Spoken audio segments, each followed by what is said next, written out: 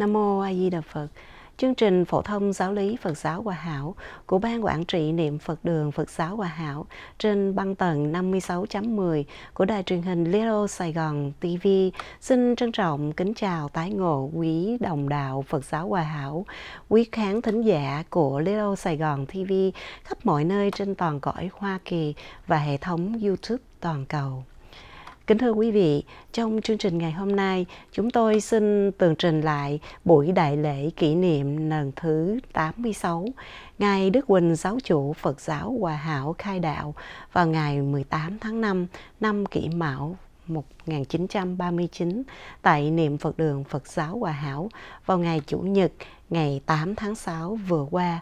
Xin kính mời quý vị hãy cùng theo dõi.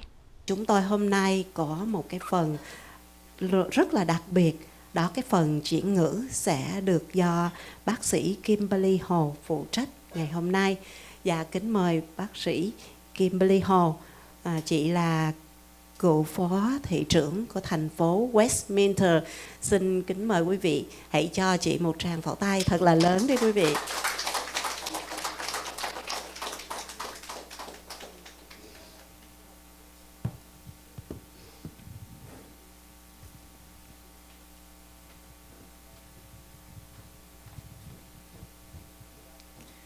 Con xin kính chào quý vị trưởng thượng cũng như là quý vị quan khách, các đồng đạo. Kimberly xin kính chào quý vị.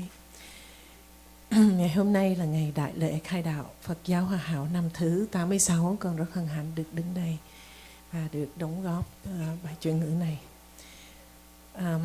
The mission of the virtuous founder Huân, written by virtuous founder. On May 18th, year of the Earth Rabbit, the time had arrived. The heavenly course was defined. The perilous catastrophe would be spreading far and wide. I could not use my miraculous power to appease the catastrophic war caused by the cruelty of human beings. But I thought I was born in this land of Vietnam, after several lives on this earth, transmigrating in various cycles of life and death, upon the divine fate to collect mysterious religious experiences from strange lands. Now, delusion exterminated, selfishness vanished, I will tell the beginning of my own story. In many lives, I've been devoting my service to only one country and people where I had been existing, which was Vietnam. In precious lives, I had been living as either Vietnamese officials or commoners and dying as Vietnamese spirits of divinities. In the near lives, I had been fortunate to meet a brilliant master who transmitted Buddha teachings to me, and I was purified by Buddha's blessings. My mind became generous and compassionate. However, due to the calamity of nations and families, which was determined by the mystic divine course, now my mind feels extremely painful to witness a multitude of people entrapped into atrocious misery and tribulation. I recount into my humankind past lives in that mundane ocean, throwing myself into illusionary spheres without care about my fate to help my country and people. I had sacrificed my many own lives. Now, as the sacred course is clearly understood day and night, I am following Buddha's footsteps and listening to his teachings, traveling 4 oceans, strolling the fairy land, living the restful life as a realization of the path, hundreds of thousands of days without problems, mundane, mindful, purified. Why I don't stay on this divine seat to enjoy the eternal Bodhi fruit, but still threading my way down the red world and suffering the commotion, only because of my overflowing, loving kindness towards the people who are falling into the catastrophe. The King Buddha has shown clearly the amazing magical revolvement to prepare for a dragon flower assembly, to select the highly attained practitioners and bless them with worthy positions and seats. People with the complete root of goodness will be chosen to obtain the transmission of the great path as the appropriate seat to facilitate peace for 10,000 countries in the universe. The heavenly judge had considered almost all sentient beings in the world during this lower age, infatuated with materialism, fell into the ocean of fame and wealth, and committed too many karmic retributions. The heavenly laws had judged and punished. The ones with the root of goodness were rare, but the ones with evil crimes were uncountable. Then the Buddhas feel compassionate, accompanied by the deities. They descend into the world to bless people.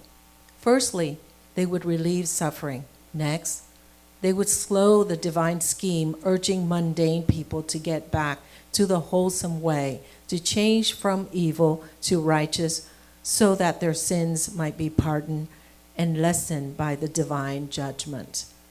After that, they might have the chance to attend the Dragon Flower Assembly to pay respect to the Buddha. Firstly, to understand the heavenly laws and punishments.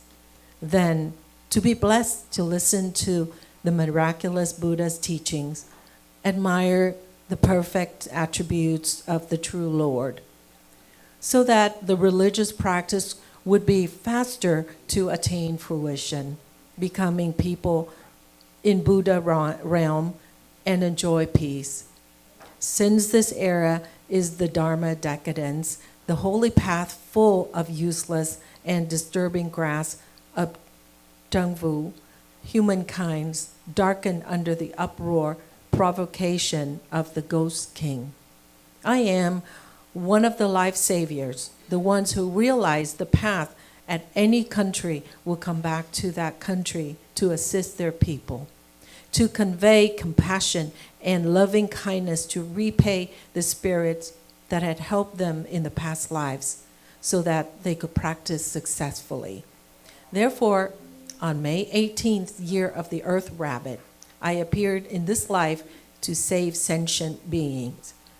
Although new learners of the path thought that I took a medium body, they did not know that this was long time transmigration. Only wait for the precise day to help the people. So my method is to depend on the levels of perception of the male and female faithful. I would either talk about Buddha teachings to the ones with deep roots in the path who want to realize, create the God causation with Master Patriarch. In a lower approach, I would also use the miraculous power of deities to cure illnesses for the lesser good-rooted level. Thanks to the cure, they would feel touched by the compassion of divinities and hundreds of officials who felt so touched with the mourning cry of people in pain. For these, they listened to wholesome speech vaguely, could not remember them, so good words could not reach far away from people. Stanzas only sounded boring to the neighborhood. On the mid of August, I would come with a virtuous master using the name Crazy Mad, borrowing pen and ink to reveal the heavenly reason, transmit to everyone near and far, so that they would repent and change themselves from bad to good. The ones who don't wake up would repay their sins later, without blaming that Buddha and deities did not teach them. Knowing that under French domination, the laws are very harsh. Anyone who gets too much love from the people will receive that much hateful treatment.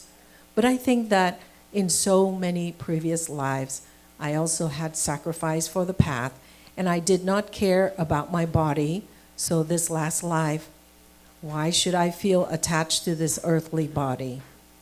I only think about my love for the ones who share the same bloodline with me and try to support, protect, and relieve their human bodies from all torture and perishment.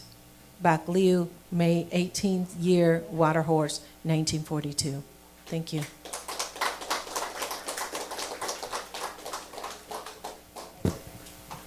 Cảm ơn cựu phó thị trưởng bác sĩ Kimberly Hồ. Kính thưa quý vị, vừa rồi trong những cái tháng vừa qua đó thì bác sĩ đã giúp rất là nhiều, có những cái thức ăn, những cái hộp đồ ăn, rồi thực phẩm mà niệm Phật giáo Hòa Hảo, niệm Phật đường của chúng ta có cái cơ hội là nhận được những cái thùng thức ăn từ bác sĩ Kimberly Hồ giúp cho chúng ta, và nho nè, rồi cá nè, rồi chở từng container luôn á quý vị. Rất là nhiều, mà chỉ là với lại các anh chị em ở trong đây là rất là cực khổ mà sắp xếp để có những cái thùng thực phẩm tươi như vậy. Cảm ơn bác sĩ rất là nhiều nha, và xin quý vị hãy cho một tràng vỗ tay thật là lớn. Bác sĩ Kimberly Hồ là một trong những cái thành viên rất là đặc biệt của Phật giáo Hòa Hảo của chúng ta, mà tất cả chúng em gửi một cái lời cảm ơn sâu sắc đến chị cùng quý lãnh đạo đã tạo điều kiện cho quý đồng hương, quý những người đồng đạo của chúng ta có những cái thức ăn như vậy. Xin cảm ơn chị. Dạ. Và quý vị ơi, thì